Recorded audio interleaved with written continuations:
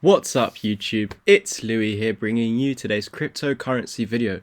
So we're going to dive into Matic, and the last time I left you guys I was talking about the weekly time frame and how the candle that was the last week, it was open, but I was saying if it were to close like this is a very bullish candle, because this over here in an uptrend at support on your higher low, this candle right here is a bullish hammer. So some people might say it's a spinning top.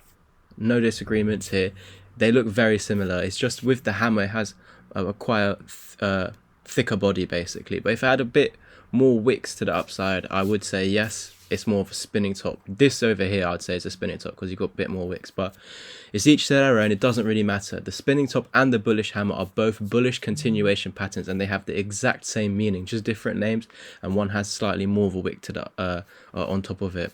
But again, the main point of it is there's massive wicks to the downside, which basically means, guys, that the sellers, once this weekly opened, pushed price down first, and we were down here, but the bulls stepped in before the weekly candle closed and pushed price back above the red into green, just showing you that who's in power. It's showing you the strength of Polygon at the moment.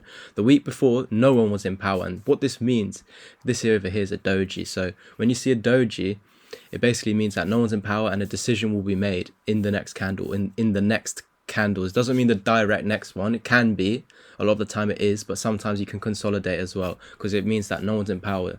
The bulls tried and the bears tried, but all in all, it roughly closed where it opened basically, although it was green. And because we're in this uptrend of sorts and it's tapped support and resistance, it's higher chance that in this scenario it's just going to continue its trend. Usually when you see it at resistance exactly, then it's going to drop, or if it's at support exactly, it's going to go up. But if it's in the middle, or in this case touching both, then it basically means that a decision will be made shortly, and potentially it's just going to continue in the trend it's already in, and we're in an uptrend, of course.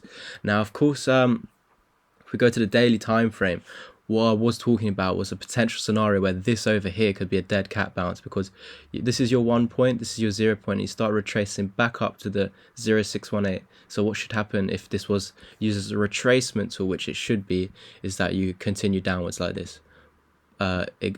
Pump or push, exhaustion, continuation, something like this, and your technical target would be here basically out of this continuation. But you've actually invalidated this dead cat bounce at the moment. We're not out the woods yet, because today we had an amazing pump.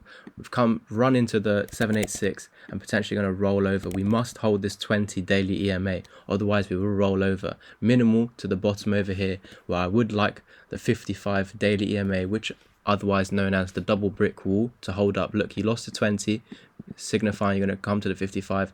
Double brick wall, stepped in, got above the 20, confirmed as support. Your trend continues basically. And this over here, again, let's call this one a bullish hammer as well. If it was a spinning top, I would like less wicks. Sorry, not less wicks, less body basically. I would like a smaller body. Like this one over here for me is 100% a spinning top, yeah. But this one over here, because it's quite a bit smaller wicks at the upside and a thicker body, then yeah.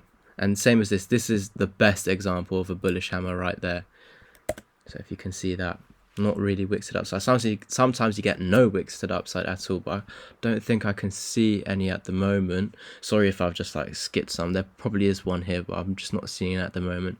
Okay, cool. Well, you can say this is, but you would like much larger wicks to the downside, but that body is still fine for a bullish hammer, is what I'm trying to get at basically. So I think there's just some drawings there. Let's get rid of that. So yeah, you've basically invalidated this dead cat bounce as long as you can hold the golden ratio, which is the 0.50 and the 0618. If we can do that, then we actually do have a minimal target at the 1, which, as you can see, depending on where we get there, if we went there today, it would be outside the falling wedge resistance, which is, again, guys, a bearish pattern. We still are in a bearish pattern, and this is why we're not out of the woods yet, even though we've potentially invalidated this dead cat bounce, because as you can see with the falling wedge over here, when you fall out of it, you retrace to every single low point basically. The way to invalidate this pattern is basically to break out to the upside of it, break that resistance point, confirm it as support. Now, of course, it's a much higher chance of it going to the downside, like 2/3 chances of actually breaking down, and then you have 1/3 chance of actually breaking up, basically, something in and around that percentage wise. So if we were to break above this 1, which is basically signified if we can hold the 0618 slash this golden pocket, because that's where 20 EMA is. If we can hold that, we should come to the 1, confirm that support, and head to the 1618 at $3.33. That is what I'm seeing for Matic. Leave in the comments down below what your opinion is at the moment. Do you think this falling wedge is going to break to the downside, or do you think we have enough reasons to break to the upside? Basically, leave that in the comments below. We need to get this community engaging with everyone. Talk to each other in the comments. That would be beautiful.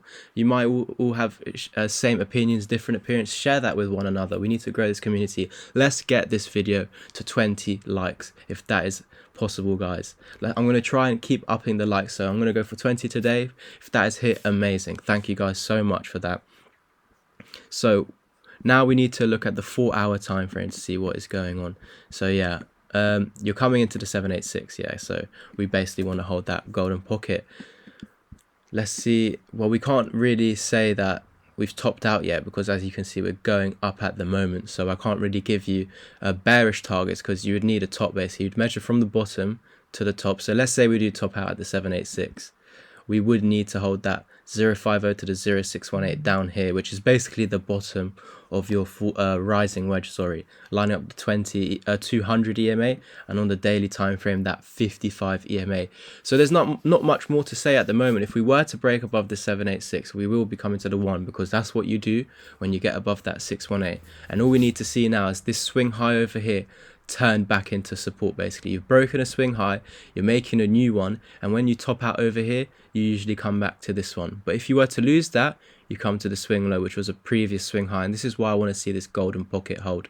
Lose that, we're coming to the 55, where I would like a bounce from the pink line. But if you do lose that pink line, that's when this rising wedge is validated, and with that you retrace to every single lower higher low, basically. So this would be your first target, then this one down here, and from every single one you can bounce off. To invalidate this once you break out is to get back above, confirm as support, and technically you are still in a bearish pattern, so it should eventually break out again. But again, guys, if you can break that resistance point, we're off.